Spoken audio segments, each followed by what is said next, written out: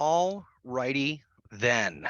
Hello, everyone. We still got a few people joining here, so I will go ahead and continue to let them in. I have my colleague Stephanie Murray, who is here. Stephanie, you're a co-host. If you could do me a favor and keep an eye on the waiting room and just let folks in. Hi, everybody. How's it going? My name is Joe Amditis. I am Assistant Director of Products and Events at the Center for Cooperative Media.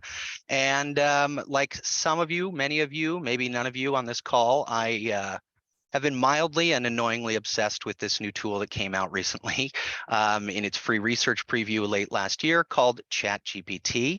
And I've been following OpenAI's work for about a year now before they released the sort of groundbreaking new tool that everybody's raving about. And it's been very interesting. I personally don't have any official coding background. My father is a software engineer, so I do know how to talk to people who talk to computers, but that is not me specifically. But I've been really focused and interested in this because of the capacity building aspects or potential of it. And I'm excited to talk to you all today. We got a 2-hour workshop.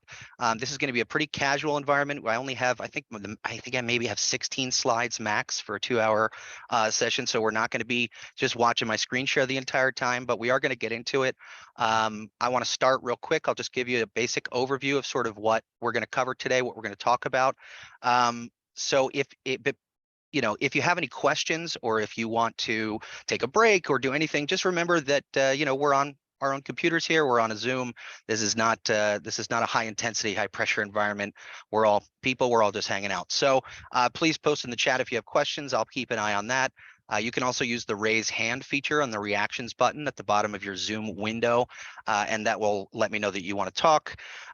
We do have like 95 people signed up for this, and thank you all so much for those of you who made a small donation or a donation of any size, or just decided to come and see what was up, and got one of the free tickets. All the proceeds from this is going to go towards supporting the Center for Cooperative Media's local journalism and publishing support programs. We help local and independent publishers, specifically in New Jersey, but elsewhere across the country as well, to sort of build their organizations, do better journalism, and hopefully stay sane and healthy while they do it. And so I think personally this is going to help with a lot of that, especially for those of you who have maybe less than 4 or 5 full-time staff. This is geared towards those folks and those organizations. So if that's you, you're in the right place. But also if you do have more staff or you're part of a larger team and you want to know how you can use this personally to, be more efficient or just sort of, ramp up what you're able to do on a daily basis. And what I like to say is, let the robots do the boring stuff so you can focus more and get back to the good work of serving your community's information needs. Like I said, questions are open. This is just this is a casual setting here. We're going to go over some stuff up front. We're going to talk a little bit about the capacities and limitations or capabilities and limitations of ChatGPT specifically. We're going to be focusing a lot on that specific tool, although we will have at the end, I'll go over some other tools that I found really useful that are either similar to, based off of, derivative of ChatGPT and the generative AI models and large language models that are becoming so popular now. You've seen everybody, all the big companies, all the big tech companies have one now or some version of it, some better than others.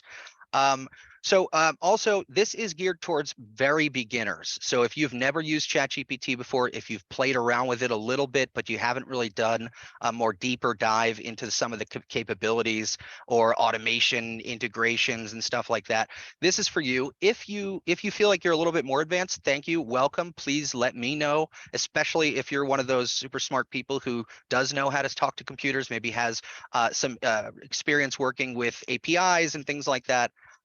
Please jump in at any time and let me know if I say something incorrect or if you think there's a better way to do something.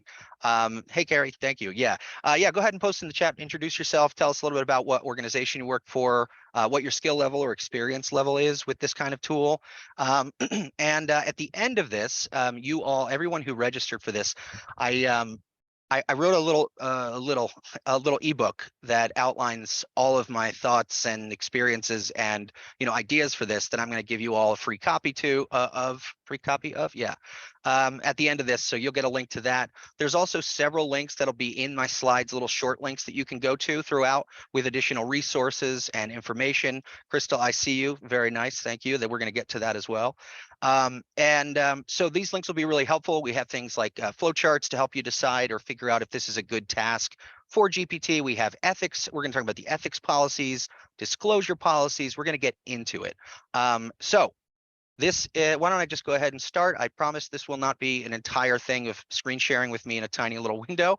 But for now, I'm going to go through these slides. We have an activity we're going to do about grant writing and how we can use this tool to help us apply for grants. I don't know if anybody else hates doing that, but I certainly do. And so this will be hopefully geared towards helping you do a little better. So once the screen loads, we will get started. Also, just a side note, this is the first few times I've used Canva slides. And it is banging. I would absolutely recommend you check out Canvas slides. Super easy. And funny enough, they have an AI incorporation that allows you to do like a bulleted list, and then automatically convert that into great slides. So we talked a little bit, the introduction. Look at those transitions. Isn't that slick? I love that. Okay, so we've talked a little bit already about, we've done our introductions, and I want to go into real quick, instead of just going to the capabilities of the bot first, we're going to talk a little bit about the objectives for this workshop. So what I want you to leave this with, what I hope that you will leave this workshop with, is a basic formative understanding of how to interact with these tools, specifically ChatGPT. The good news is, it could not be easier. You simply talk to it. In fact, you can even, I like to use my phone to use the voice to text. So I literally sounds like I'm just speaking text into this tool and getting responses back in near real time. If you have not done so already, I'm going to put a link in the chat right now to the page that will allow you to create a free account at OpenAI for ChatGPT. I went ahead and created a separate free account just so I can be using it alongside you to make sure that I'm also working within the same capabilities and feature availability that you are. I do have a pro account. It's $20 a month, and off the bat, straight up worth it, in my opinion. If not just for the fact that it doesn't go down when the servers are at capacity, which is what was happening a lot with the free accounts. The peace of mind of knowing that I just have access to that, and $20, especially compared to the $42 a month that they originally were floating out as an idea, I think it's worth it. If not, it's totally manageable and easy to do without a pro account. You just have to, account for a possible downtime and stuff from the server. So let's talk about ChatGPT's capabilities and limitations. And you'll see our friend with the microphone there has a little speech bubble. And if you put that link into your browser, just as it is now, you will be able to, in fact, I can just copy that link too. If you put that link into your browser, you'll see, you'll be brought to the AI Exchange website, which is a fantastic and incredibly useful newsletter by two sisters, Rachel Woods, and I can't remember the other woman's name, who started this to sort of like explore these tools. I subscribe. It is incredible. They're on TikTok, they're on Twitter. They're just some of the smartest people around this, and they make the easiest, most digestible guides and walkthroughs on how to use this. So off the bat, start with the negatives, as I tend to do. We're going to talk about all the things that ChatGPT is bad at, or the cautionary tales here.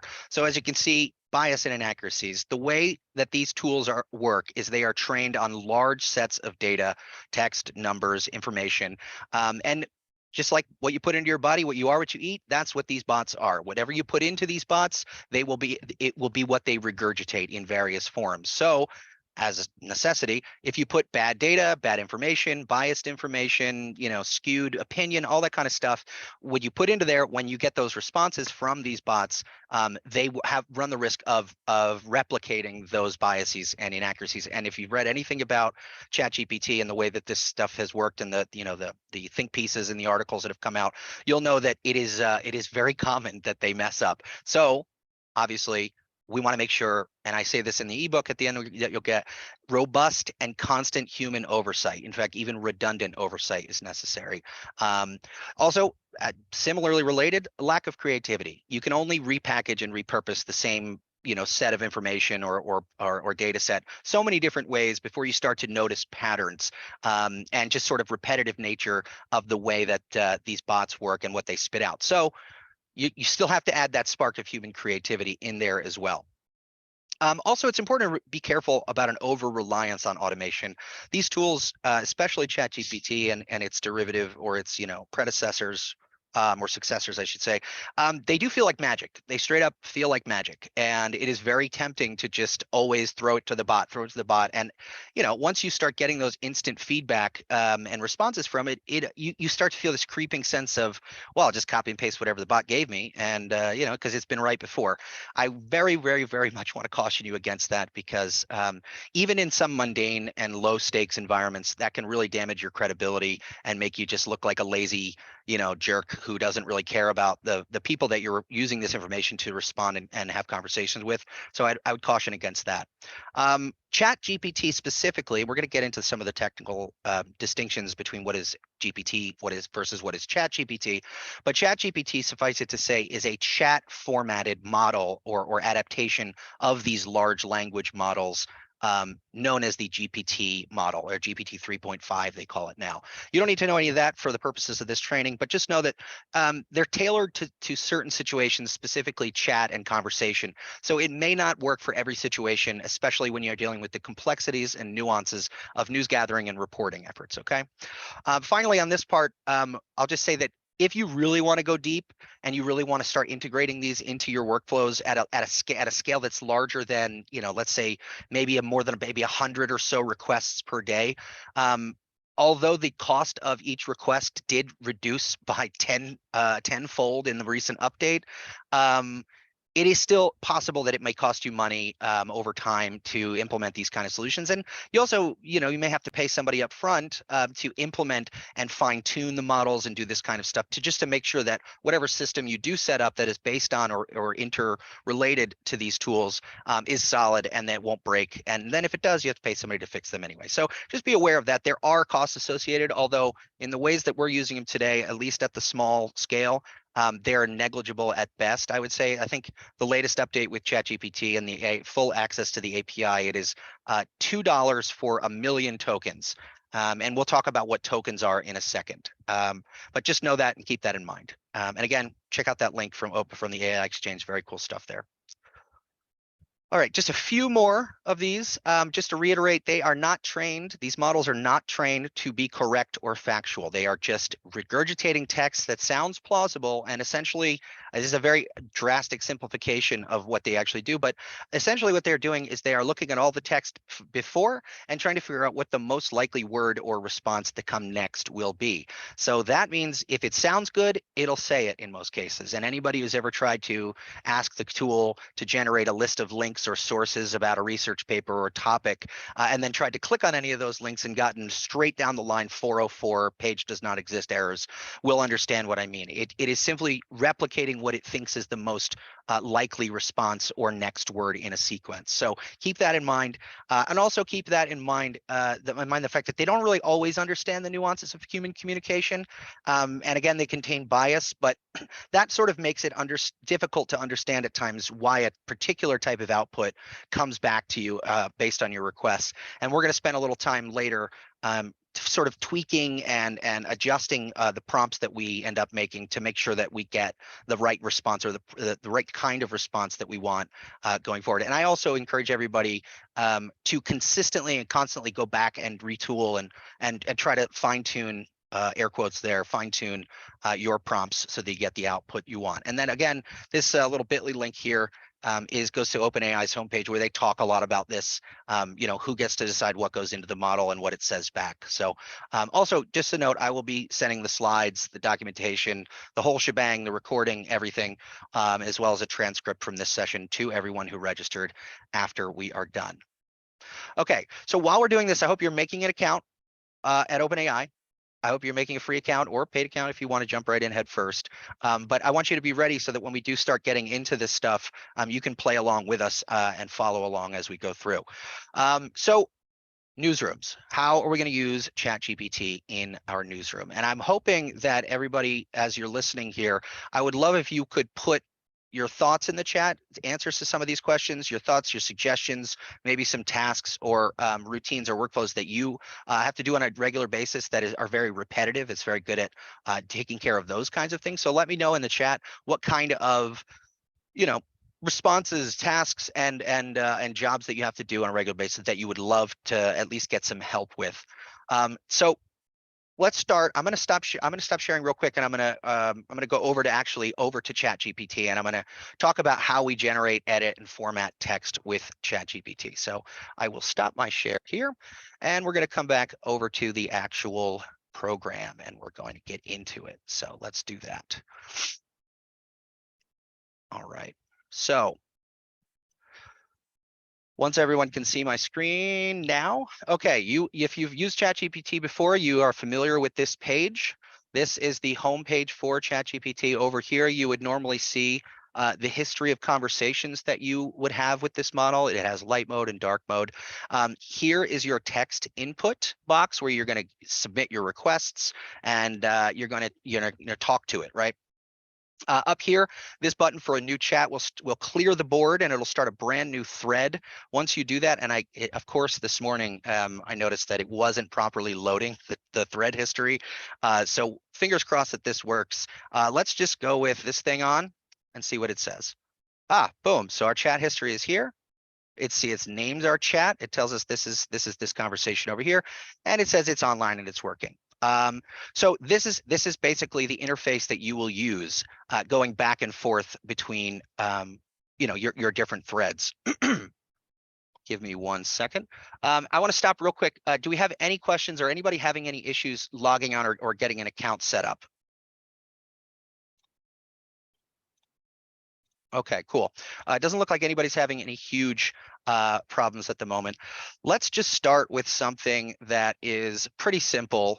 And let's ask it to, where do you set up account? Kimmy, there you go. It's https://chat.openai.com. And you can also throw in the /chat. It'll come up, it'll ask you to make an account. You go ahead and do that. So what can this thing do? Let's ask it. What can you do? And you'll notice how quickly this thing is responding. And these are basic. This is just having a conversation. We're going through, we're talking, and it's giving me a response.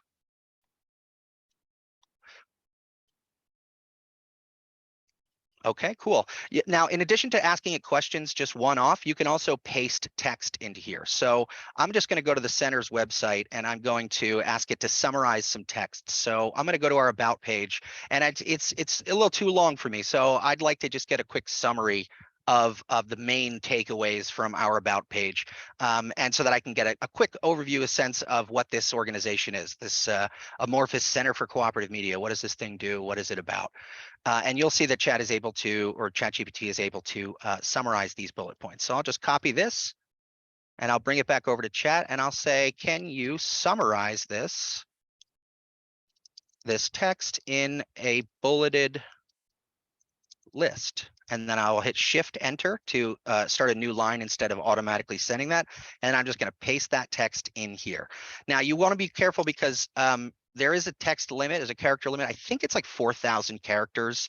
Don't quote me on that. I'd have to double check again, but I'm pretty sure that that's the limit. At a certain point, it'll just basically say, hey, that's too long, chill out, give me something shorter. And right off the bat, you can see it's taking this information, it's condensing it, making it a little more concise and easy to read, and it's giving me bulleted list.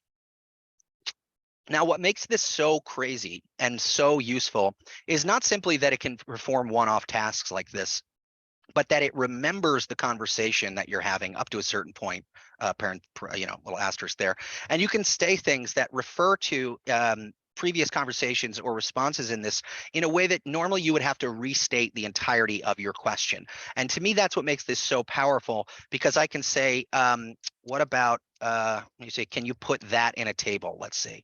And again, I apologize. Part of the reason that we're doing this and we ask for donations is because this computer freezes a lot. We've had it for like 6 years. So hopefully my computer will bear with me and say, let's say, can you put that into a table? And it knows that refers to the previous response that it gave, and it's able to push out markdown table format. So now it's not only just putting the bullets into a table, it's breaking down this information and it's giving me the name. It's giving me the year founded, the purpose. It's really digesting this information and putting it in a format that's really easy to understand. And what you can do is you can play around with this, and I urge you to do that while I'm talking here, because honestly, I think the ability to put out tables formatting like this is one of the more powerful aspects of it, because you can do something like this: add a column and populate it with additional information. And that is the most vague possible prompt I can imagine. And it's going to go ahead and it's going to create a column, an additional column. It's going to ask me, how about common SEO tags associated with each row?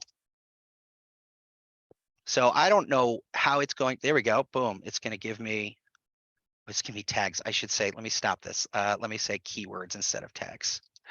That's my mistake. And you can see already how that can go wrong very quickly. Boom, here we go. So now it's giving me, SEO keywords, topics, tags, phrases that are associated with whatever is in that row. And I can edit my responses here by clicking the little button when you hover over it once it's done talking. And you can decide how you want to manipulate this data. Instead of just continuing down in the same conversation, you can break off new threads and have it continue that way. And one more aspect of just the sort of interface here that you should know about is when you hover over this, in addition to the edit button here, you can also cycle back through the responses that you had on that particular line. So if you're visualizing this in your head, why this is so powerful, you can essentially create different branches for your conversations with this to, for different needs or practices that you have. So if you like a particular pathway that you're on, but you don't want to, you don't want to have to go back up and refer to previous things, you can just go back all the way up. Good Lord, excuse me. Go all the way back up to that conversation and cycle through and do a different iteration of it. So for instance, if I wanted to do a different one and I wanted to say, let's say 10 common SEO keywords associated with each row, I hit submit again. You see that number has changed from 2 to 3. Now, Lawrence, I see your question, and I'm going to answer that because number one, yes, you definitely want to make sure you don't put sensitive information, and I have this in future slides. But also, OpenAI recently updated their policies that they are moving from an opt-out to an opt-in model for the data folks at OpenAI to use the information you put in to continue to train their models. So that's good, but that's still not enough for me to trust putting proprietary or sensitive information in there, especially when you're talking about working with journalists and sources and very sensitive topics and information. Okay, so as you see here, now I've asked it to put 10 common SEO words in each row, and it's done that. And if I didn't like that, or if I wanted the previous one, I can cycle back through as needed. So I want to pause 2 seconds. I want to pause for questions there. Does that make sense to everybody? Did I go too fast? I tend to do that. So let me know if I'm going too fast. Once we get this basic stuff out of the way, I told you it's super easy. It almost can't be more simple than that. Once we get that out of the way, we'll start moving into some of the more, advanced topics and ideas here. So let me jump back. Gotta love it. Let me jump back into the slides real quick, and we'll continue our little journey here. Once we get to the end of this, we'll do our our activity and everything, and everybody will get to sort of play around with it together. Okay, so let's do it. So how do you publish the table? So honestly, you just copy and paste it. I like to copy and paste it into a Google Sheet or something like that. It's the simplest way to do it. Now, you can do code, and we're going to get into that later. And for some reason, when it spits out code, it does have a little button that says copy, and then it'll just copy it to your clipboard from that code block. But for this and for the tables and stuff, who knows? For some reason, it just it won't do that for anything else. And then Alyssa, the chats are saved. Each thread is saved. So as you saw before, I'll just screen share this again real quick. As you see this here, when I click a new chat and I say, make a social promo plan for a news story about landlords abusing their tenants. I don't know. No personal experience with that. If I do that, right, it's starting to produce this, and it's automatically added a new chat thread here. And once this is done, I can go back and I can select the previous conversations that I've had with it. And that helps it sort of continue the context of that particular conversation, but while also allowing you to come back. And I'll show you why that's super useful going forward, because when this was first released back in, God, like November, I think, that wasn't a feature, and they very quickly added that, and that sort of changed the game a lot in comparison to just having a blank window every time you opened it. Now, I sort of instantly adapted to just pinning this tab to always have it always have it up on my browser. But now if I click back here, you'll see that our previous conversation is still there. I can change this to say formatting tables. I can change this to say landlord social promo, and then I can also delete that thread as I see fit. Some of the conversations you have with this thing are for fun, or there's throwaway or one-time use, and you want to delete them just to keep it clean. They don't even let you organize or sort these yet. I think the founder of OpenAI recently just was on a podcast and said it's a terrible product. In terms of user interface, it's garbage. But the power behind it is so impressive, and it's so useful for other reasons that people still flock to it by the millions. So they have a lot of work, a lot of way to go in terms of the user interface and features on the front end here. But honestly, I'm happy with it the way it is for now, and we'll get into that a little bit more later. Export methods. So there are no export methods. It's simply you just copy and paste the text, essentially. Again, this is a feature, or a bug, if you will, of the interface. And I know, I'm pretty sure there are browser extensions out there, like Share GPT is one, where it'll allow you to share the prompt out and it exports it for you and it puts it in a little save on your account on Share GPT. That's free, and I did it for a while, but I just don't find it as useful as I thought I would, so I stopped doing it. Okay, so we'll talk. There are other ways for using this as a knowledge gathering tool and an information gathering tool. I like one of my favorite things is to ask it to generate a table of contents about a particular topic, or a table of contents for a textbook or a college textbook, and it'll go through and it'll create a bulleted hierarchical list of all the topics that you or all the sections of that topic that you may or may not know you even needed to know. It's a really good starting place as a sort of roadmap for information gathering, so that you don't spend all that time on Wikipedia scrolling through and trying to figure out what it is you even need to know before you know anything about stuff.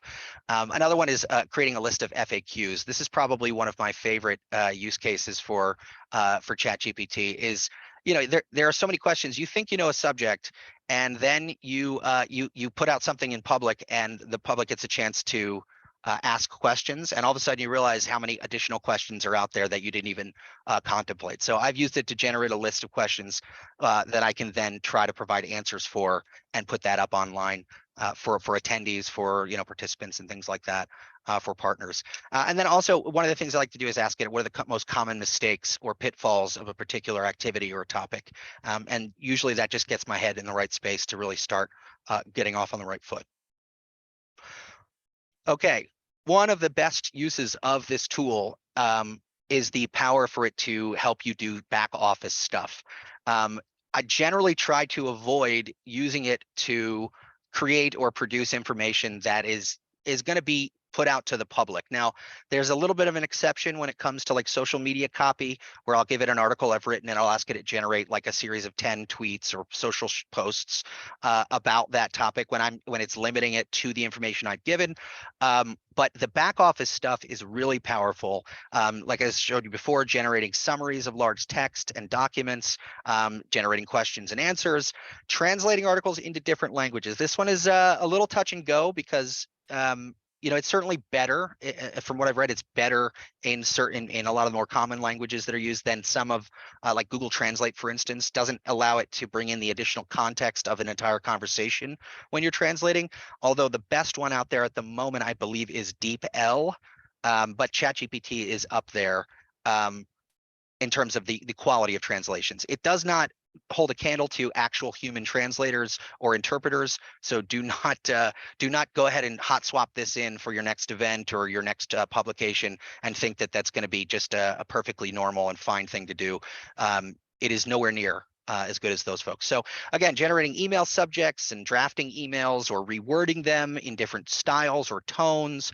Again, generating social posts and SEO keywords, as we saw. And then another one that I really enjoy is the onboarding process for your organization. You can set up the sort of documents and have it generate step-by-step guides and instructional manuals, and feed it some of your SOPs or your protocols, and have it generate a series of documents and files and processes that will help you onboard new staff or new project members as you see fit. Just some important reminders, though, again, when we're talking about back office information, somebody brought up in the chat earlier, I'm still not comfortable giving this thing private or confidential information. This includes sensitive or proprietary data that's not supposed to be disclosed. I would recommend highly that you approve any use of ChatGPT for work tasks with your manager or your supervisor, or just just stop and think about this before you just dive in and start letting a bot consume all your data and then spit it back to you. And also, if you want to use AI for a little bit more complex tasks, you should check out the AI Playground, which is it's a platform.openai.com, and I just put that link in the chat there. We're not going to get into, let's see, what's an example of what would result from generating a social post? What should you provide it? What should you ask it? We are going to get to that, but I encourage you to play around with it on your own while we're going through these slides, and that way, by the time we get to that, we'll be able to dive in head first. And also, our GPT-3 cheat sheet here, again, graciously provided by by the AI Exchange, shows you how to work all of that playground and that testing ground that OpenAI set up to mess around with the models.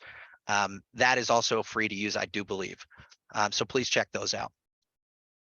Already halfway through the slides, folks. Isn't that great? It's amazing. And then we're going to have conversations. We're going to do hands-on activities, and we're going to get our hands dirty here. So some other basic, we'll just skim through these, some other activities and possible use cases for chat. You can have it as a way to interact with your data, your own company's data, even public data. You scrape Twitter data or a series of tweets from a particular hashtag, then run it through ChatGPT and ask it to give you patterns, common themes, identify, things like questions or requests from certain users. There's a whole range of possible use cases that involve, importing or scraping data to feed into it.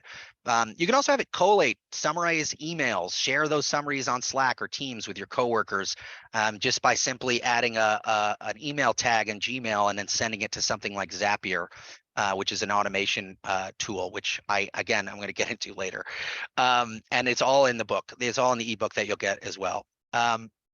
Again, new way to delegate. Ask it to organize information, make lists, alphabetize things, create additional columns, like we saw before, with additional descriptive data. There's all kinds of the sort of monotonous, mundane tasks that would normally take a human, more time to do, that it can sort of do instantly. And then the only thing the human has to do is just review that work instead of having to actually put the effort into to move everything around. May seem like a small thing on up front, but over time that adds up. And then, sort of as a new colleague, there are ways to sort of create personas to allow this bot to serve as a particular function, or even as a sounding board for particular topics or issues or events or programs. And I have examples for you in the pro account that I have. I'm going to switch over to that, and we'll show you exactly what I mean by that and how to build those yourself. Okay, big slide, a lot of text.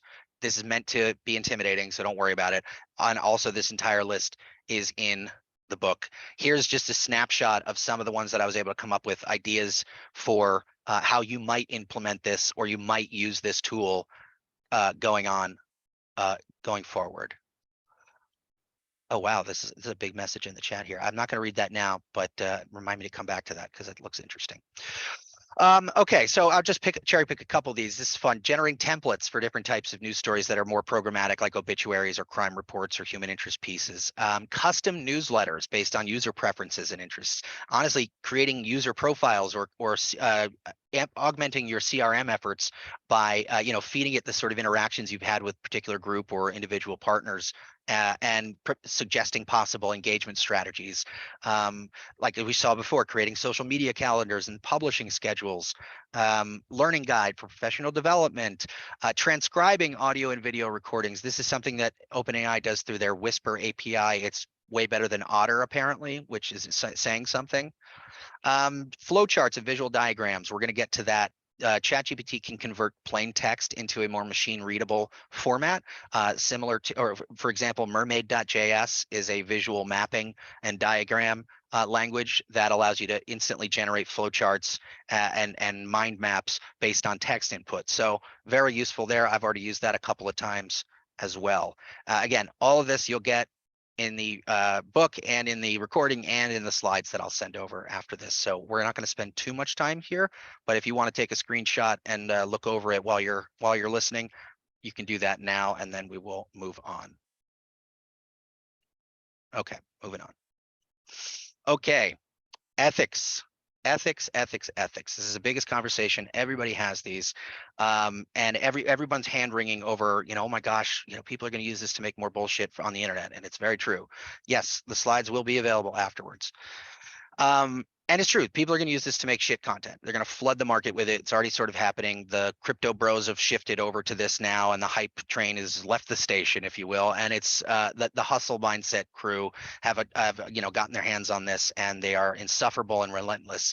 And we can't do anything about that. What we can do is make sure that we are very open, transparent, and have very clear disclosures about how journalists use these revolutionary new tools to make sure that we are better serving our communities. And we do that the way we do everything else: honesty, openness, trust, transparency, and just building with instead of just for your community. So I've actually created a sample policy guideline document that you can use by going to this link here, bit.ly/GPT guidelines. It's just a template. You'll be asked to copy the document when you open the link, and you can do that as a Google Doc, and you can play around with that and see what we've got there. Super basic stuff. It's not a complicated thing. Just build with people, show them what you do, let them into the process, and like anything, that will build trust and build a familiarity with you and your organization. And it won't seem like you're trying to pull the rug out from under them or deceive them or trick them into thinking that you're some productivity powerhouse. You're just doing it all on your own. Let them into the process, and you'll be surprised. Maybe they even help you figure out better ways to use these tools. And I'll just stop there, and I'll ask a question to the group if anybody wants to put in the chat. How do you think you should let people know about how you use ChatGPT and these kinds of tools?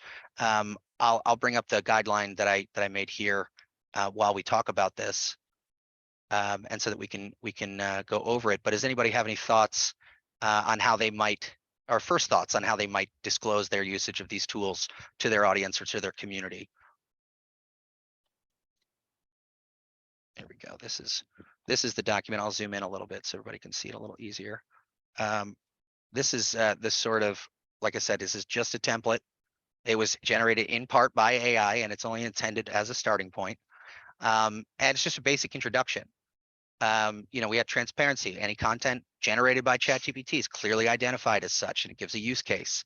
Accuracy: will only use GPT to generate content that's factually accurate, and we will make sure that we fact check and carefully review these summaries and generations before we put them out anywhere. I'm not even fully comfortable with using the outputs from chat in publicly published content like stories or reporting. There's very few cases where I could see that as being acceptable. And again, it's all about the stakes and the disclosure and the transparency. So again, fairness, want to make sure that we're not being one-sided or jerks about this. We want to be principled, we want to be accurate, we want to be fair. And also always retaining final editorial control as the humans in the room, of course. Anything you put out as that represents your newsroom or your organization is going to come back on you. And honestly, the more transparent and open you are about this, the better equipped you'll be to defend against bullshit accusations that may be levied against you in the event that somebody doesn't like what you publish. Again, also attribution. No need to hide it. Just go ahead and put that somewhere in your work. Make sure you provide context, and all of the rest of this. So I urge you to go make a copy of this document using that link that I shared that you'll see on your screen in just a second. Make sure you review it, adapt it, and tinker with it. Make it fit your organization. and let me know what you come up with. I would love to see the results of that kind of a brainstorming there. I'll give you one example of how an organization, pretty well known, Wired magazine, wired.com, just put out an article recently, which you can read at that bit link there, that bit.ly/wired AI. And they say, yes, we will use AI generated story ideas, and we will use AI to suggest headlines or alternate headlines or social media posts, but we are not going to publish editorial text that is written or edited by AI. We're also not going to produce or publish any AI generated images or video using tools like Midjourney or Runway, or any of these popular tools that are out there right now. They're still open to using AI to suggest headlines or maybe text for short social media posts, and they're still sort of playing with the idea of using it as a research or analytical tool. That it's up to you, however, how much or how little you want to rely on this kind of a tool to make these kinds of things here. Okay, that wraps up my professor style, 80-minute disclaimer and hedging and everything. Now we're going to get into the good shit, the anatomy of a prompt. Okay, so a prompt, typically a fully fleshed out prompt, typically has up to 6 components. There are other examples where you can go further with this. Oh, sorry, Simon, I didn't mean to say bad words there. I apologize. This workshop does include profanity. So I've color coded these on purpose. So we start here. This is very simplified, but essentially this should work in most cases. We've got our introduction. Let me turn on my little magic cursor here. Nice. Okay, so we've got our introduction and our prompt text. These are the same color because often they're basically the same thing. When I refer to a prompt, I can mean this part of the prompt, or depending on the context, it can be referred to as the entirety of the text that you submit to the bot in any iteration of a conversation. So I'll say, oh, that's a good prompt, and it might include all of these things here. But when it's highlighted in green, I'm specifically talking about either the first line, the introductory text, or the main ask, like the thing you are asking it to do. So if it's generate a series of posts, or if it's to analyze the data, or if it's to help me plan an event or whatever, that's typically the main thrust of what is going on here. After that is typically followed by context. So this is additional information.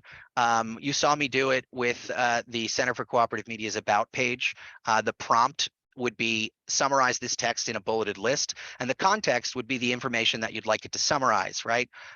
Or the additional information that will allow it to inform what it says back to you.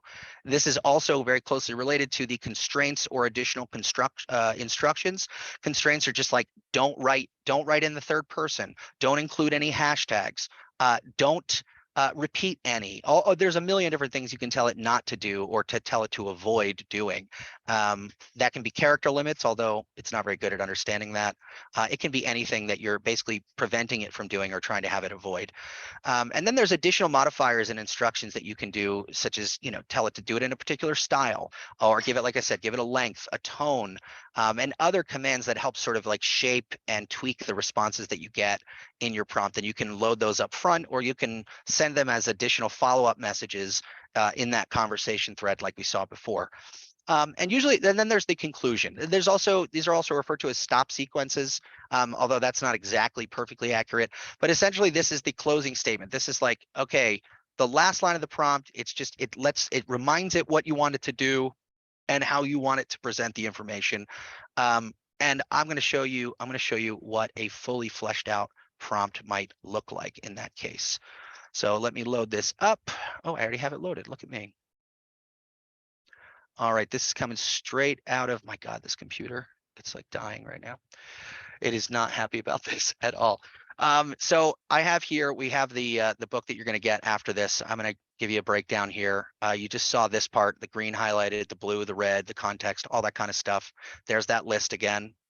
And I'm going to show you what a good prompt versus a bad prompt looks like. So let's just take this prompt right here and let's put it into ChatGPT. Let's take the bad one first. So I'm just going to give it a bad prompt. I'm going to start a new chat and I'm going to ask it, who is on the Newark City Council?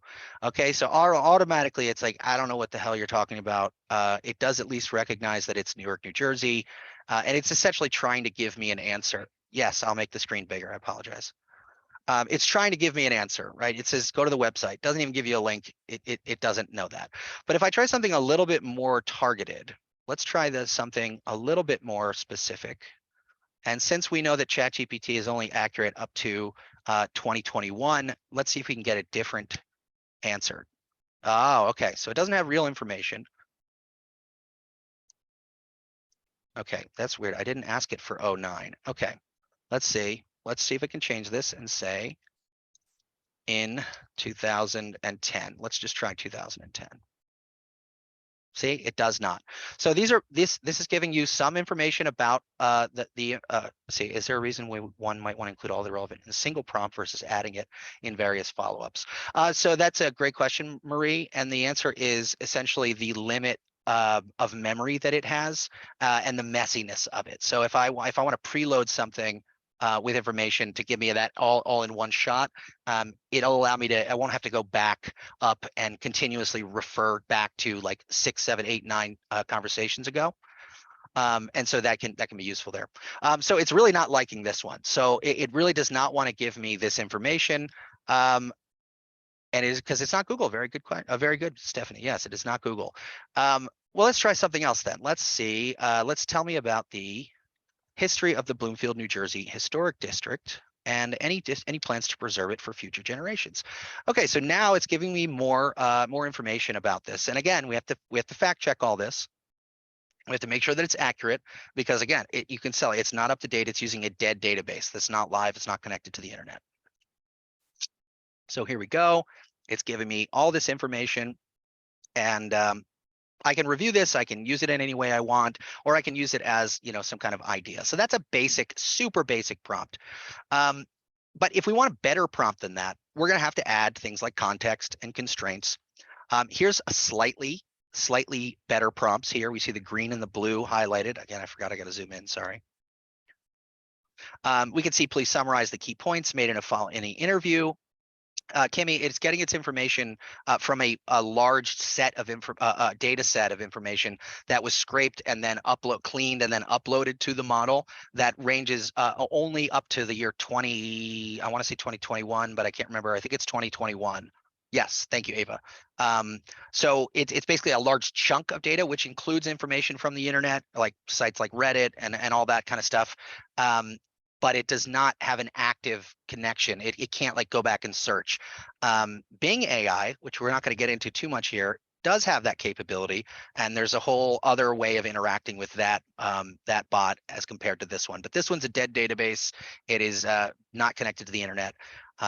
Although sometimes I can trick it into reading an article, which tells me that there's something else going on there. This is OpenAI, yes, Kimmy. Yep. Okay, so again, here's a bunch of different prompts. Let's see, somebody give me a topic or a subject. Somebody give me a topic or a story you're working on. Drop it in the chat, a topic, anything. CSO outfalls. I don't know what that is, but I'm gonna try it. Let's see what oh, DEI at the Knight Foundation. That sounds fun. Oh, David did? Okay, let me see, where's David? Let's see. Okay, here is a great prompt. Okay, yes, so this is gonna be good. So David's prompt, let's start a new chat. And David's prompt says, write a fundraising pitch to buy Joe a new computer. Recognize that the center is the center. I'm going to add Center for Cooperative Media. Cooperative Media is a nonprofit, publicly minded organization based at a public university in New Jersey. Please make this pitch under 50 words. Wow, that's gonna be tough. It has trouble with this for some reason. I've noticed that it has trouble with word counts and character counts. Often I've had to like do it over and over again to get it to work. So let's try it. Right, in a clear and friendly tone. We need a fundraising pitch for Joe's new computer, and only you, ChatGPT, can help us. Okay, so it's writing this fundraising pitch. That's crappy. But it is only 50. Actually, how many words is this? How many words is that? Word count.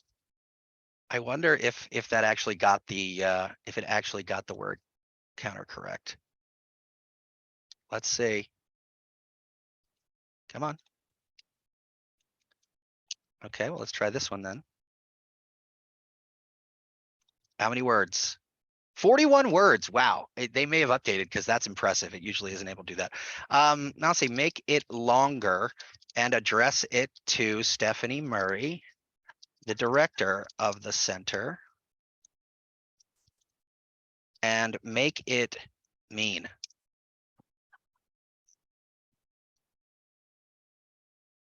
All right, so it's going here. It's going. It's not as mean as I wanted. Maybe we can make it sarcastic or sassy or whatever. Okay, not bad. This is good. Already we can see how this is. I did sacrifice my browser defaults to the Bing gods. I'm also using Microsoft Edge. Come at me, come for me. I know. Okay, so already here we've got, this is a really great prompt that we're working with, and we can continue to refine this. Let's say add a section with a list of reasons why buying a new computer for Joe would be beneficial to the center.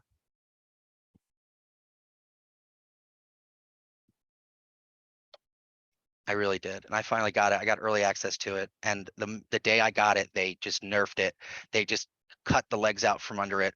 I had it like analyzing articles and the arguments made in this article versus this article. I thought it was gonna be a really good media literacy tool. And the next day that guy, Kevin Roos at the New York Times, made it admit that it was like spying on Microsoft developers through the webcam. So they reduced it down to only 8 questions and didn't let it give any opinions. Okay, so here we go again, right here. It's giving me all these reasons. Now I'm making an expository case here for why this is a good idea, and I can adapt this and I can send it, as a cold email, as an email to my boss, or whatever it is. I'm not going to tell you how you should use this, but I tell you, number one, you should edit it heavily and make sure that it is in your words and that you stand by the things it says. But this is the kind of, marketing prompts. Yes, David, exactly. Okay, now let's try that. Good, Simon. Now create a list of reasons why it is not a good idea. I'm not just going to leave it at that. Whoa, look at that. That's really weird. I've never, why Joe should not get a new computer. Let's try that. Wow, what is wrong with this one? That's so interesting. It's on its best behavior today. Stephanie's hacking me right now. Let's see. Wow, I've never seen that. That is such a really interesting. I've never seen that before. Let me try a new chat. Okay, create a list of reasons why someone would not want to buy a new computer. Wow, there we go. Okay, so it's in the context of that conversation that we were having, it determined that would be offensive or weird or something. And this goes exactly to what I was saying about how it can be difficult to understand why it spit back a particular response when a human can understand these nuances of communication and say, yeah, this isn't offensive. This is not somebody attacking somebody. This is just why shouldn't you buy a new computer? And right here, absent that additional context, it is perfectly willing to give me that answer. Take that information, do with it what you will, because that sort of like workaround can apply to many other things. For instance, it won't write a satirical article about 9/11, but it will write a satirical article about the destruction of the Death Star. And then you might be able to replace the word Death Star with another word, right? So there are workarounds, and everybody who's ever considered themselves a hacker or a mischief maker has gone through and tried to prompt inject and attack this thing and get it to say nasty things, partly as a fun way to test the limits of what it's capable of, and also because people just like to break things and make sure the rest of us can't have nice things. It sucks, but it is important to test these boundaries in a good faith manner. Okay, so back to the slides here. We are back to the slides. Actually, before we do that, I've been on screen. I've been on share for a while. Let's stop and do we have any more questions? If anybody wants to raise their hand and ask a question out loud, we're almost at the top of the hour, so I do want to take like a 5-minute bio break. We'll come back, but before we take a break, Any questions? When we come back, we're going to do a hands-on activity about grant writing using GPT as our grant writing assistant. Anybody want to ask a question now? Use the raise your hand function, and then you should be able to unmute yourself once I call on you.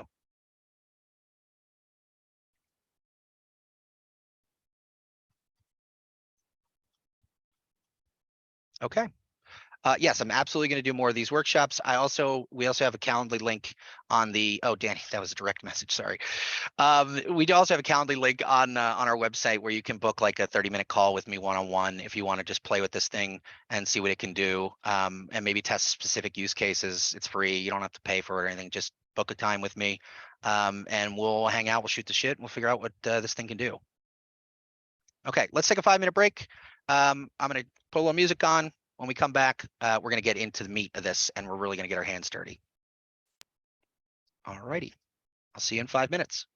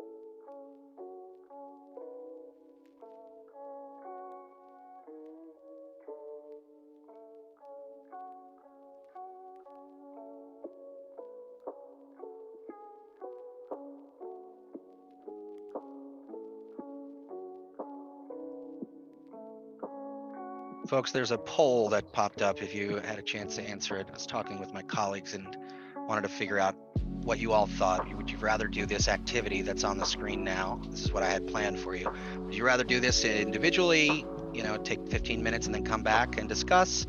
Would you rather do it in small breakout groups, God forbid?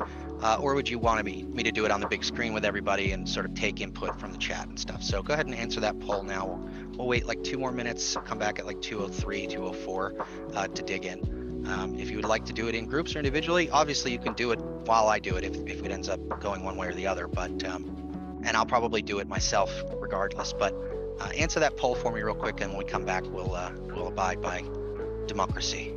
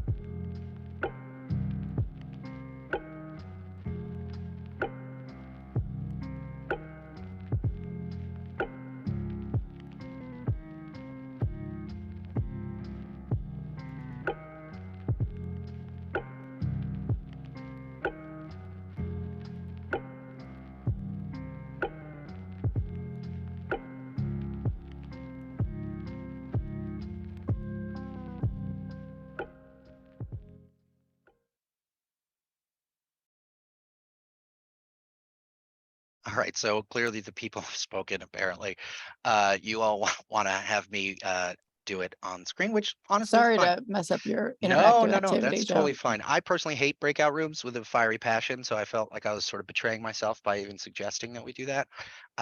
So I'm happy to do it as well. I actually recently helped one of our partners use this tool to improve their grant proposal. Now, obviously, this thing works best when you already have some information to work with, but we can always start with. So I've logged back into my pro account because I do have some stuff in here that I've sort of pre-prepped here, but of course, my favorite thing is happening. The tool that I'm supposed to be showing is not showing my chat history. So what I'll do, and thank God I wrote a little book about this, I'll go grab the prompt from the book itself, and then we will go ahead and do this. The first thing I'll show you is, and this is in the book, and I don't want to get too deep into this right now because, or why this particular text works, but there is a prompt to end all prompts essentially. It is the prompt generator prompt, and I'm going to show you what I'm talking about in 1 second. Let me just finish this formatting real quick so that it looks good.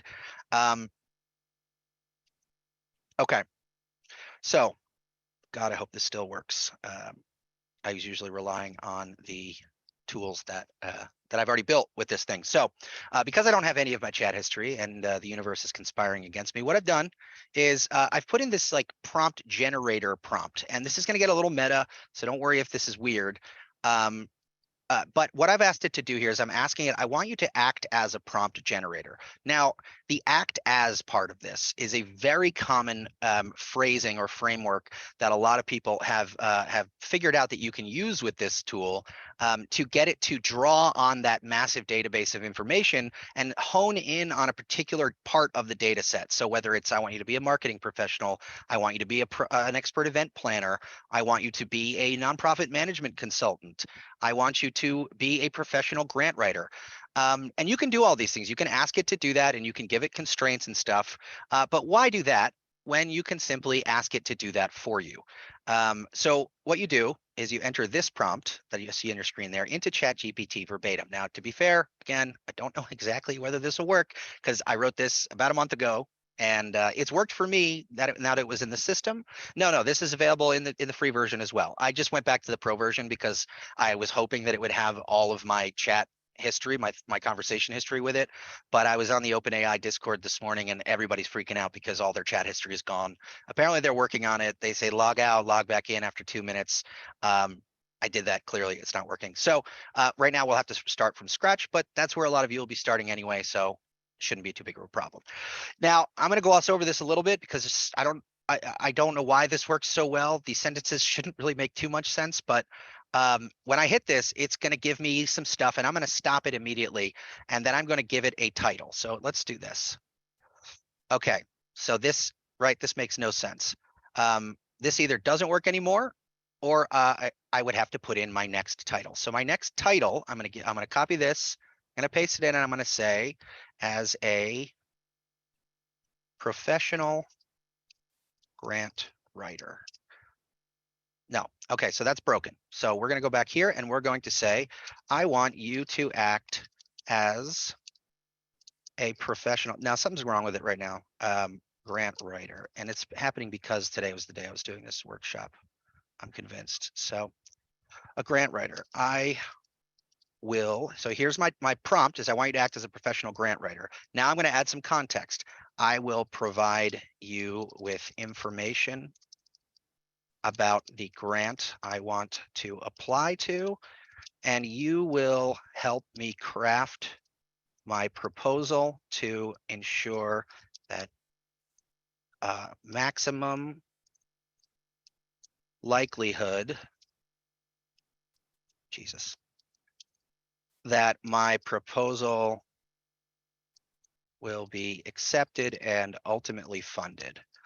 Now you notice that like the way that I'm writing is very like plain English, or at least I'm writing in a very conversational English, as opposed to traditional search engine where you would say something like professional or grant writing tips, right? You just send that. The more context you give it within a certain reasonable degree, the more it'll be able to understand what you're saying.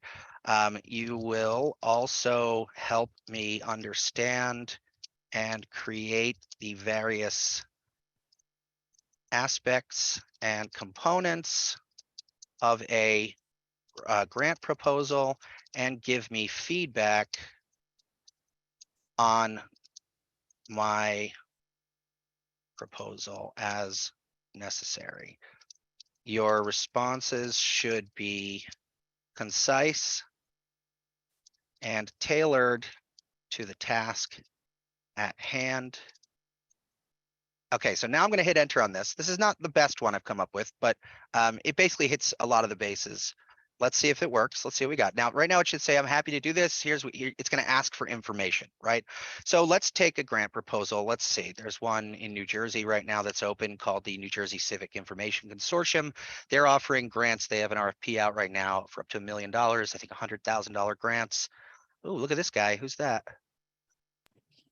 I don't know who that is, but he looks like a very young Looks like he's full young of man. himself and doesn't have a beard.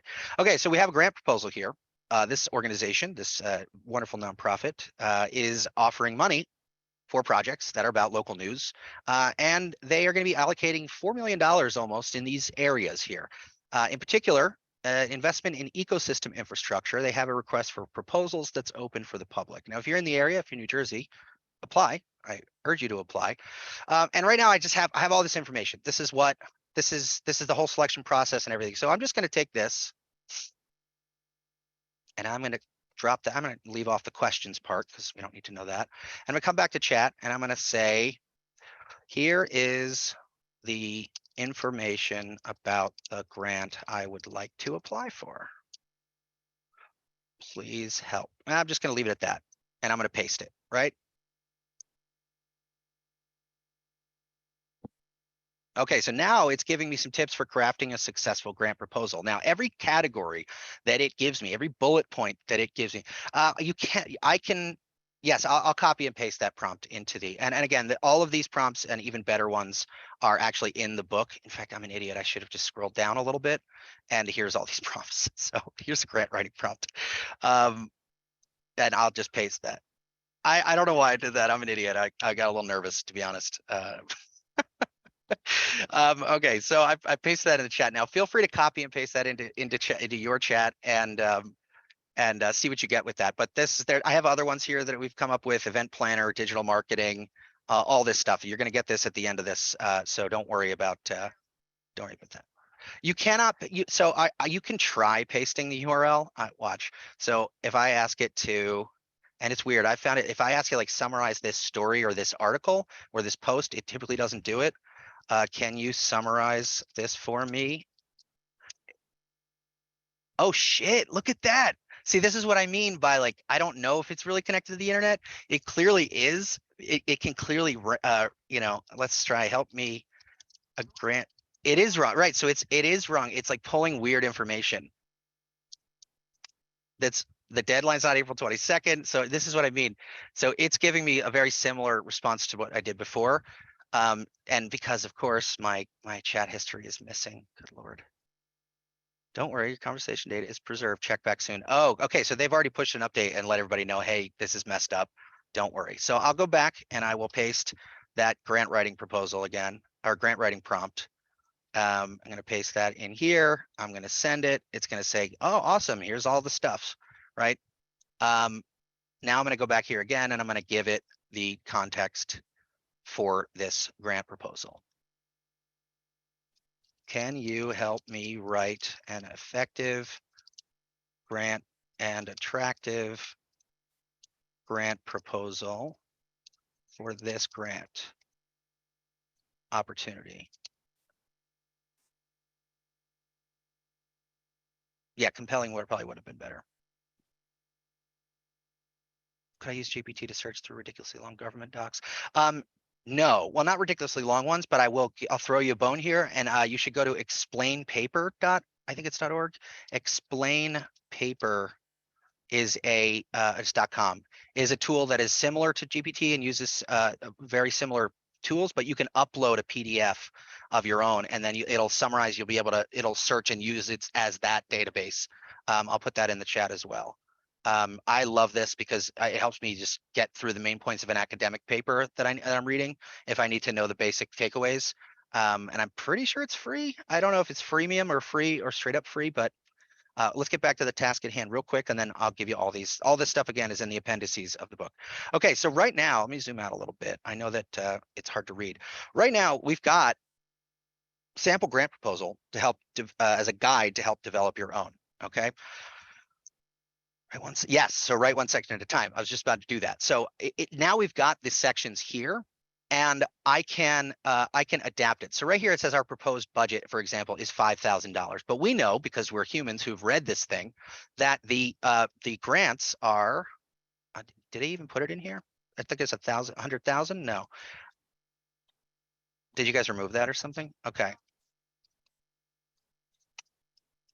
No, there was 100,000 somewhere.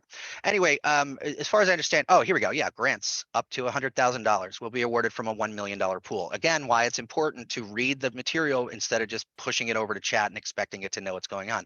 Now, of course, we didn't give it this information. We gave it the RFP document that was here, but I know that the grant is at the $100,000. And our budget, this is a basic ask. This isn't even a budget. This is just like a thought about the budget.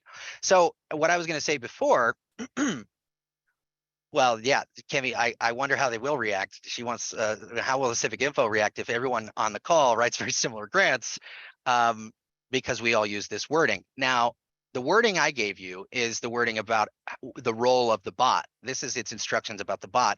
Your job to make sure that when they do get a bunch of the same, this is what I meant before, by flooding the internet with shit content, the only way to stand out is to actually have unique value presented. And the only way you can do that is to add your unique human touch to it. So if it is a cookie cutter, if we're talking cookie cutter grant proposals, very easy to go, nope, nope, nope, nope, all that kind of stuff. So what I'm going to do now is I'm going to dig into this because this is a great response, especially if you don't know much about writing a grant proposal, or if you don't really even know all the components of a good grant proposal. So this is giving me what those components are. It's asking for a compelling narrative. It's asking me to submit feedback and everything. But now that I've given it information and context, it's now populating that information. It's giving me a sample. So what I'd like to do is I'd like to dig in a little bit on this and say, how about let's expand the budget section, make the total budget $100,000,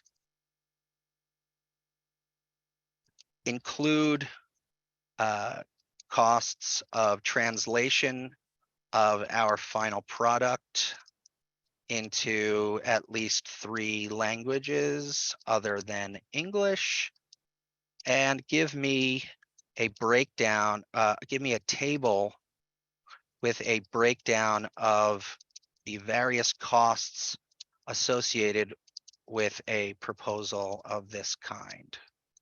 Now, I honestly didn't even read this. I assume it's just going to be, what is it asking? What are we saying? Blah, blah, blah. We're going to work with 20 news organizations in New Jersey to improve their technology stacks. Okay, sure. I didn't even ask it to write a grant proposal about anything. I just gave it the eligibility and to just write a grant proposal for this opportunity. But if I had an idea already, then I could feed that into here. Okay, so now it's giving me the table. Hopefully, somebody do the math. I don't think that adds up to $100,000. And let me go ahead and say your budget table doesn't add up to $100,000. Let's see the cost, the items in the budget table you gave me don't add up. No, it still doesn't. Okay, again, math not its strong suit at all. There are other API languages or AI languages from OpenAI that are geared towards math and coding, but that's what I remember what I said at the beginning, that this model is geared towards chat and words. It is a true journalist in that sense, that it just shuts down and falls apart when you ask it to do simple math. So you all should feel right at home with this. So here we go. So we've got our budget here, but what if I go back up here and I say, okay, I've got the context for the grant, but I never actually gave it an idea for this grant opportunity. I'm going to go down to the bottom and I'm going to add more information, and I'm going to say my grant idea. I want to create a digital civic engagement and voter guide for Atlantic City residents. The project will run for 1 year and will include collaboration with 3 other AC news outlets, local news outlets, Press of AC, Stories of AC, and Atlantic City Focus. We will translate the guide into 4 languages, Hindi, Spanish, Tagalog and English. Let's see what it does here. Let's see what that looks like. Okay, so now it's picking up on that. Now we're starting to tailor this a little bit closer to what we want, right? Okay, proposed program, methodology, very good. All nice and well. Hopefully when you have this, you're not starting with just this information, but you could, if you have more information, or even better, if you open up a, this window in front of your team and you use this as a group like we are now, and we're all, contributing to the inputs and the requests. This is an opportunity for you to work together and use this as another coworker to sort of help be a stenographer to help organize this information. So now we have a much more targeted one. Let's drill down a little bit more. We have the budget is $100,000. We're not going to have it do the math. How about create a list of 5 impact metrics and KPIs to help us track the impact of this project. Okay, website traffic, social media, these are kind of shitty. Guide downloads. Okay, let's try a different one. Let's say now create a list of 5 more metrics that are more holistic and human-centered and less focused on vanity metrics like web traffic and downloads. Let's see how it does with that. There we go. Now we're getting there. Track the level of community engagement. Changes in attitudes. Okay, now I'm just going to throw this out there. Create a roadmap for a community engagement activity or program that will allow us to measure the impact of our project. So already just taking each one of these bullet points and asking it to give me examples, all of a sudden now I have a much clearer idea and a vision of what the structure, the bones of this kind of project might look like. And I can dig this as deep as I want. And I have literally not read, I don't think I've read anything past the things in front of the colon here. Yeah, David, great point. Main thought bubble here. If you don't like what it gives you, ask again. Keep asking the new AI God for inspiration and it'll keep trying. Essentially, yeah, it's not like Bing where it just gives up and gets mad at you yet. But like I say, I don't think I've read a single word past a colon here. But I'm looking at this as a structural guide so that now I can go back and I can fill all of this in. Okay. Now we'll do some fun one real quick. Let's say some foundation just really wants to make your life hell. And instead of giving you a full grant proposal, they ask you to, I don't know, submit like 3 separate videos to 3 incredibly vague questions. And they don't tell you anything about it. They just want you to answer these really vague questions. And so I want to let's have it write me a script for a short explainer video that makes the case for why we deserve this funding for this grant. And it's giving me notes, it's giving me blocking instructions. Atlantic City is a city with a proud history and a bright future. But to realize that future, we need to ensure that all residents have access to the information they need to be informed and engaged citizens. Like already here, we can go. Kimmy wants to know, why does it understand the term vanity metrics? If it doesn't understand, will it ask for a definition? Does it learn terms that I use that it didn't previously know?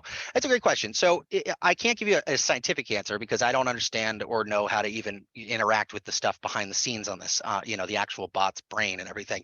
But I think vanity metrics is a relatively common, at least not unheard of phrase. But I take your point is, what if I give it like a wild phrase that maybe not a lot of people know and maybe it doesn't know? If you have an example, I'd love to test, whether it knows this. But to your second part of your question, does it learn terms that I use that it didn't previously know? If it doesn't know, it may ask you. It'd say, oh, I don't know what that means. What does it mean? And then once you tell it what it means, that will be part of your conversation history and the context with which it provides future answers. So as long as it is in that particular conversational thread, it will.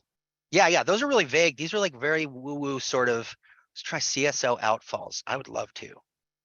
I'm going to open up a new chat window though, because I don't want to lose what we've got here, even though it'll be back again later. Let's see what, because I have no idea. Community service organization outfalls. Is that something that it would come up with, or let's just try it. Help me come up with a list of CSO outfalls. And I'm just going to leave it at that. Ah, there we go. Combined sewer overflow outfalls are specific to a city. Okay. Is that what that means? It's an environmental term. Did it get that right, Kimmy? Okay, it looks like it did. Okay, so it knows what that is. I don't know what I didn't know what it was, so obviously you wouldn't need to come up with a list of them. But it does. So if you could teach it what this means, let's say, help me define Florgenborg. I don't know, no word. I could not find it. Is it possible it's a made up word? It means the act of being unable to pull up your pants after using the bathroom. Thank you. How Florgenborg is not recognized. Cool. Now I can say write a song about Florgenborg. I'll just say about it.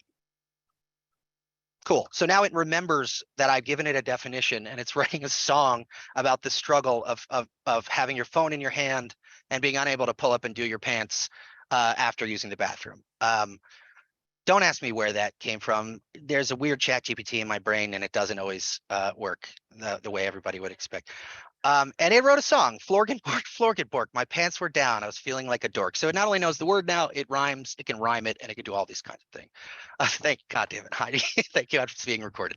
Yeah. So you can see here, you can get real wild with it. And this is what I mean by play around with it, have fun with this, and see what it can do. I mean, don't try to get it to say slurs, but maybe try to get it to, push the limits of what you think you might be able to do with this.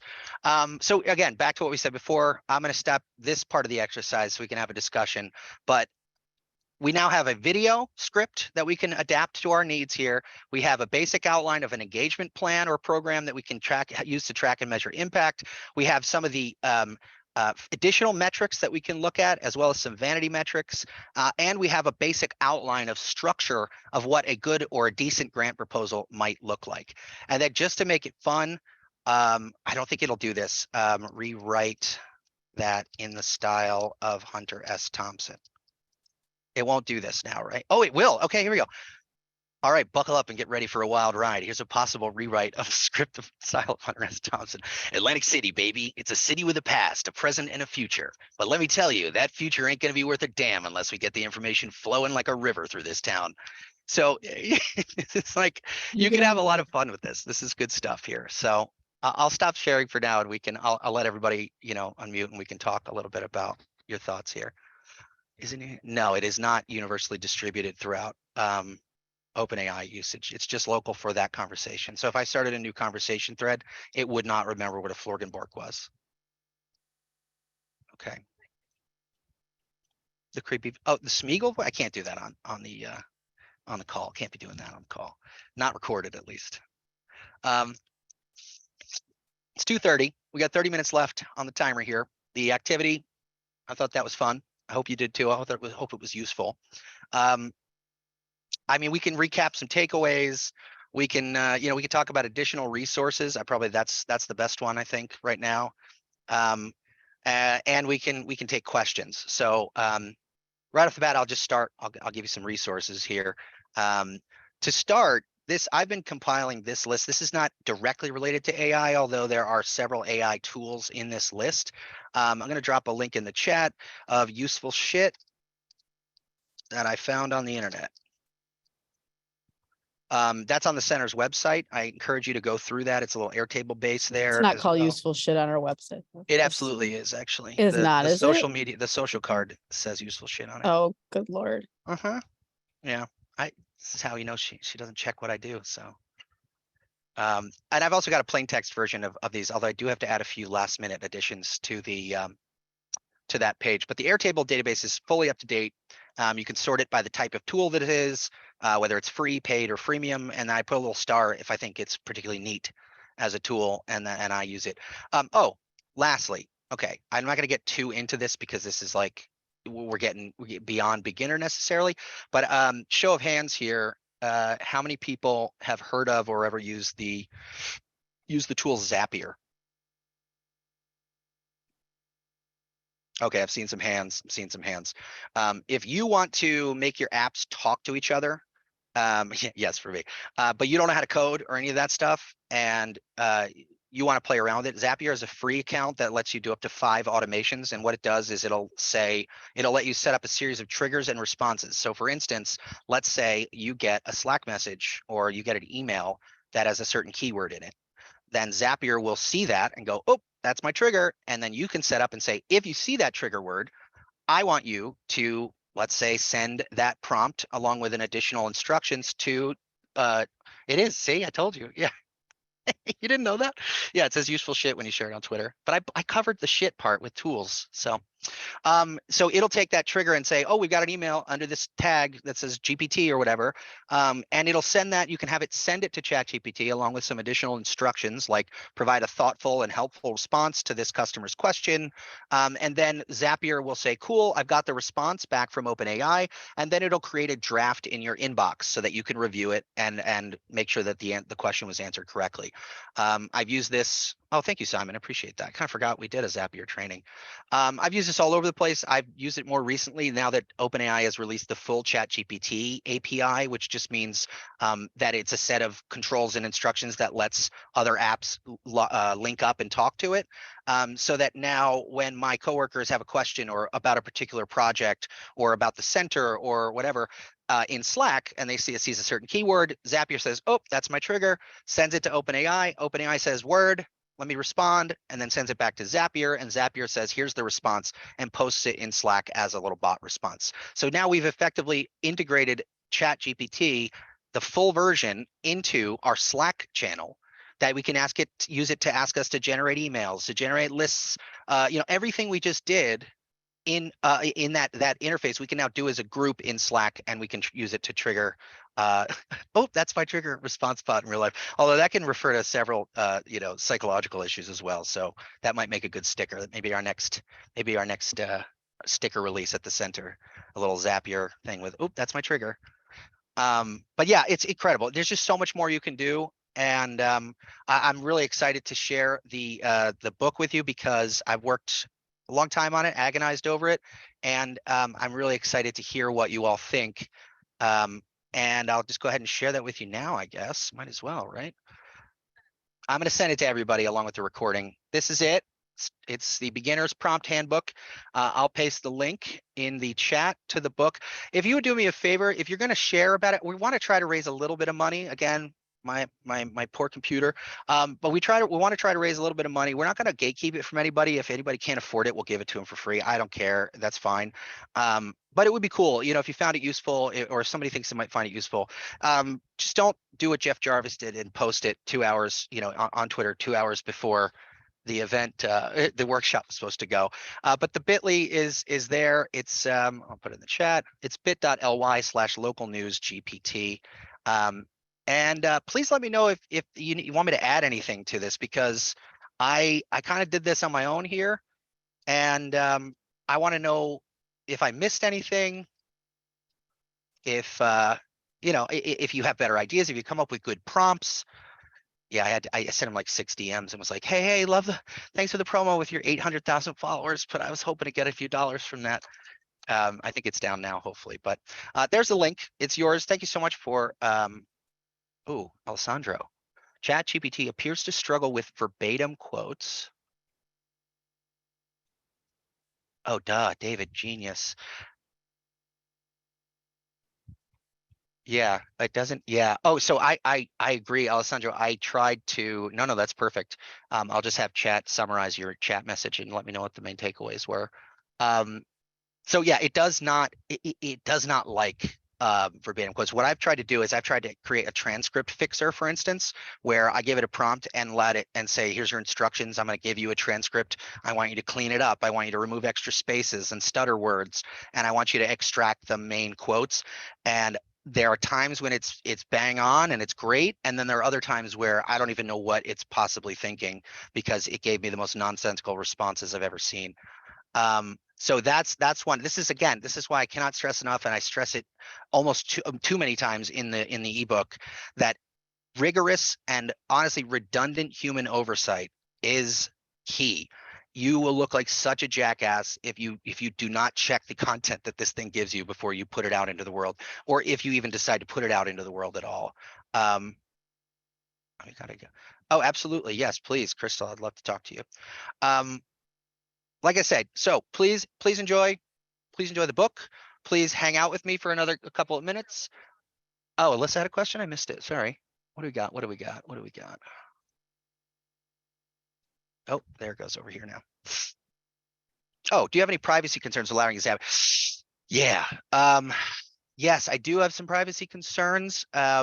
Personally, and at the center, I don't run anything super proprietary through it. And also we don't work with like sources who may, fear for their safety or have legal repercussions. So for us, it is a solution that helps with our. Yeah, for sure. I mean, everything we do is operable anyway, I'm pretty sure. So for those out of New Jersey, it's just the FOIA for New Jersey. So we're sort of always in that mindset. But yeah, that's something you want to look into. And I would talk to a data security expert, an information security, InfoSec people. I'm not that guy. I can ask the bot. Oh, that's one more thing. Okay, so sorry, I keep doing this. That the ChatGPT bot is great for that set of information that it has, that database, right? It doesn't have access to anything past 2021. It's sort of become a meme at this point.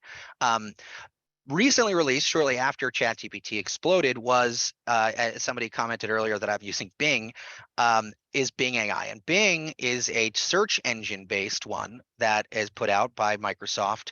And it used to be crazy. Like, it used to be absolutely wild what you can ask this thing to do and get it to do. And it had full access to the internet. And if you've ever followed or heard about the relationship between AI chatbots that have gotten and the open internet, you'll understand why it's so surprising that this thing hasn't, turned into a Nazi yet, essentially, because they basically all do that.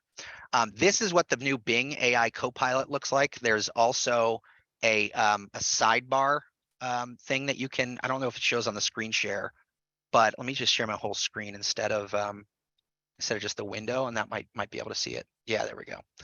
Okay, so if I'm at the Center for Cooperative Media's website again, with this sidebar thing, you can copy text. It'll bring it into the sidebar, and you can ask it to give you insights on the website that you're on, and it'll give you, basic stuff. Or you can ask it to chat, and you can highlight text, and it'll bring that text in and ask you what you want to do with it, summarize it, explain it, revise it.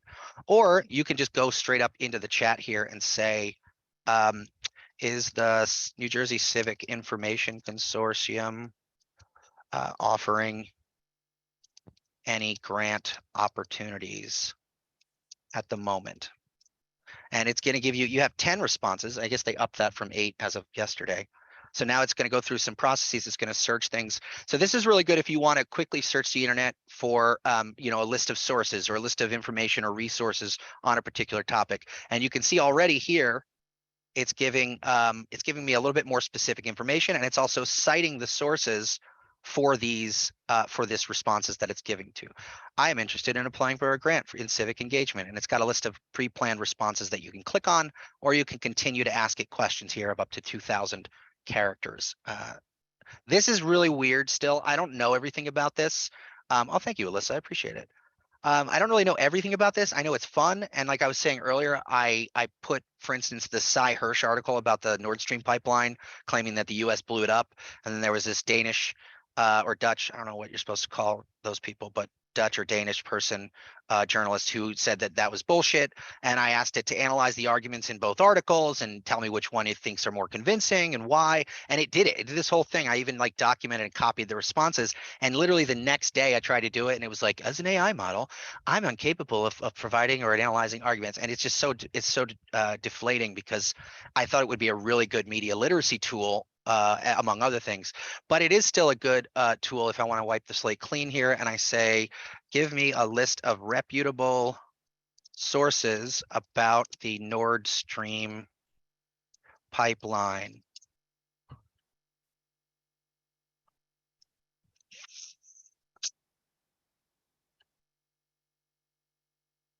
Is it break? Oh, it's just down here. There we go. Okay, so now it's giving me news stories about it. Do we know who blew up the pipeline? Now this is and this is much more geared towards live information. How did you get the sidebar that was up before? It comes with the Bing. You have to switch to Bing, unfortunately, but I love it actually since I've switched. I think Edge is really good now. It used to suck. Microsoft Edge is Chromium based now, so literally every one of my browser extensions instantly transferred, my passwords, everything automatically transferred. So I recommend it now. It's faster and lighter than Chrome. We won't get into that here, but it comes with when you get access to Bing, you have to set. They make you set your default browser to Bing or your search engine to Bing and your default browser to Edge, and it just felt like I was just caving so hard just to get access to this thing. When I hit that button, I was so defeated. But here we go. So do we know who blew up the pipeline? It's still unclear and disputed. Different sources have made different claims. None have been verified or confirmed. And then it gives me these here, and these here. So this is the Cy Hirsch article again. And it doesn't give any responses. It's asking me, what do you think about these claims? I'm not sure which ones are most convincing. Let's see if it can do it. Ah, there we go. Okay, what can you provide a summary of Seymour Hirsch? Oh, I spelled his name wrong. Hirsch's claims.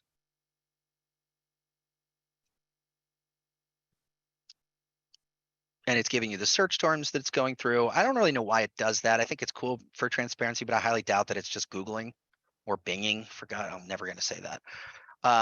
Here we go. It's providing a summary of his claims. So they must have opened it back up a little bit.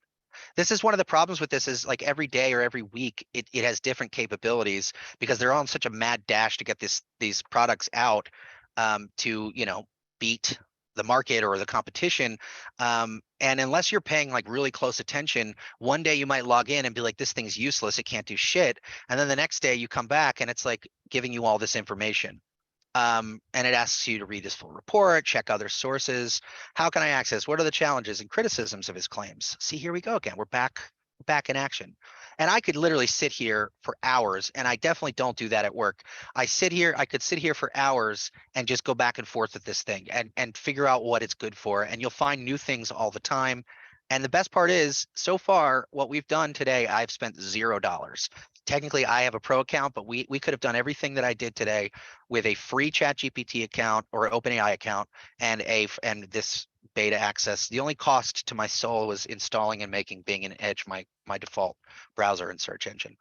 I also have one more short list of tools that I find pretty useful that I'll leave you with, and then we can break, where you guys can ask questions or do whatever you need to do.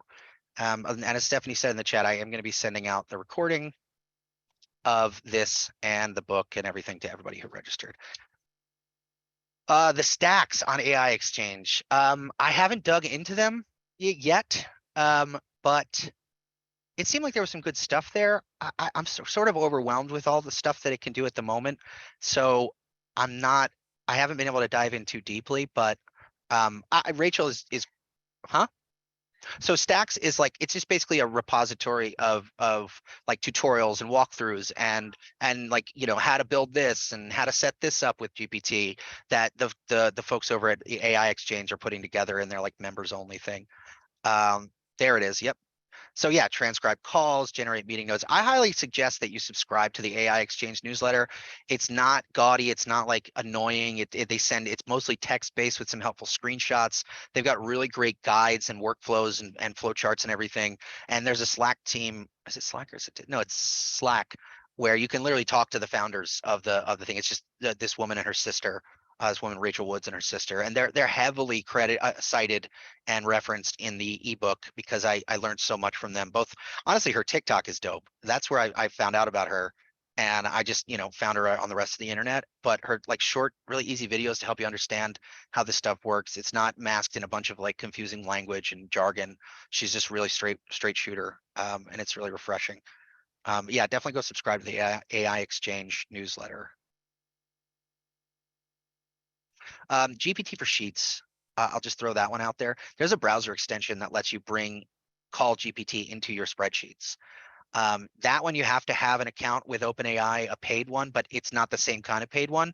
They actually have a pay as you use one. So for instance, the entire month of February, while I was testing all this and using things like that, I think I spent $3.14 for something like 1,000 requests. It's wild how cheap it is, and it's even cheaper now since they've optimized the model. So GPT for Sheets just like lets you go into a brand new Google Sheet.